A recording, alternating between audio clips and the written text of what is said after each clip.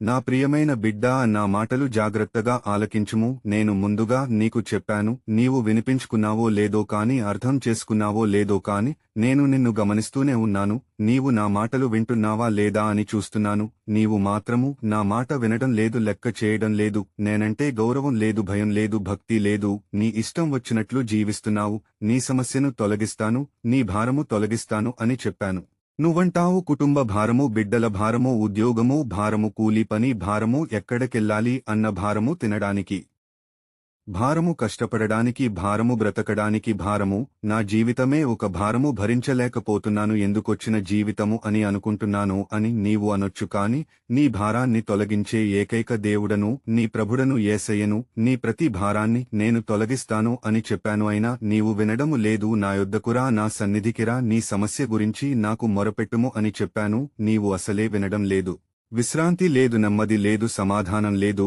నా జీవితం ఇంతే అనే బాధపడుతున్నావా? నీకు విశ్రాంతిని నేను ఇస్తాను అని చెప్పాను. అయినా నీవు వినిపించుకోవడం లేదు. సాత్వికుడను, దీన మనస్సు కలవాడు నేనే అని చెప్పాను. నీవు ఎన్ని తప్పులు చేసినా క్షమించే గుణం కలిగిన దేవుడను. నీవు పదే పదే తప్పు చేస్తున్న మన్నించే దేవుడను. నీవు నన్ను లెక్క చేయకపోయినా నిన్ను దీవించే దేవుడను. నీ బరువు, బాధ్యత నాకు అంతా తెలుసు కాబట్టి నీ మీద శ్రద్ధ వహించి నిన్ను గమనిస్తూనే ఉన్నాను.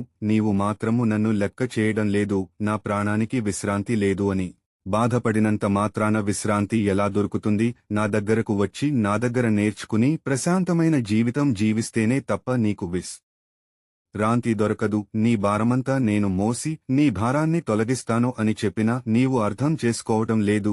బైబిల్ గ్రంథములోని లేఖనములు చదువుము. మత్తయి సువార్త 11వ అధ్యాయము 28వ వచనము నుండి 30వ వచనము వరకు. ప్రయాసపడి భారము మోసికొనుచున్న సమస్త జనులారా, నా యొద్దకు రండి, నేను మీకు విశ్రాంతి కలుగజేతును. నేను సాత్వికుడను, దీన మనస్సు కలవాడును కనుక మీ మీద నా కాడి ఎత్తుకుని నా యొద్ద నేర్చుకునుడి, అప్పుడు మీ ప్రాణములకు విశ్రాంతి దొరకును. ఎలైనగా నా కాడి సులువుగాను నా భారము తేలికగాను ఉన్నవి. కాబట్టి ఏ సమస్య అయినా నీకున్న ప్రతి భారమును నా భుజముల మీద మోసి మీ భారాన్ని తొలగిస్తాను. మీ మీద నా కాడి ఎత్తుకుని నా యొద్దకు వస్తే నీకు నెమ్మది, విశ్రాంతి, విడుదల. ప్రతి సమస్యకు పరిష్కారము నేను ఇచ్చే దేవుడను. నీవు మరువక నిత్యము నీ భారాన్ని తొలగించే ఏకైక దేవుడు కాబట్టి నీకున్న తలాంతులు బట్టి నిన్ను దీవిస్తాను. నీ ప్రభుడనైన యేసయ్యను. బిడ్డలు చదువుకుంటే ఫీజులు కట్టాలనే భారమా? సంసార జీవితంలో ప్రతిదీ కొనాలి అనే భారమా? నీవు ఆనందంగా జీవించాలి అంటే నా మాటలు శ్రద్ధగా విని పాటిస్తే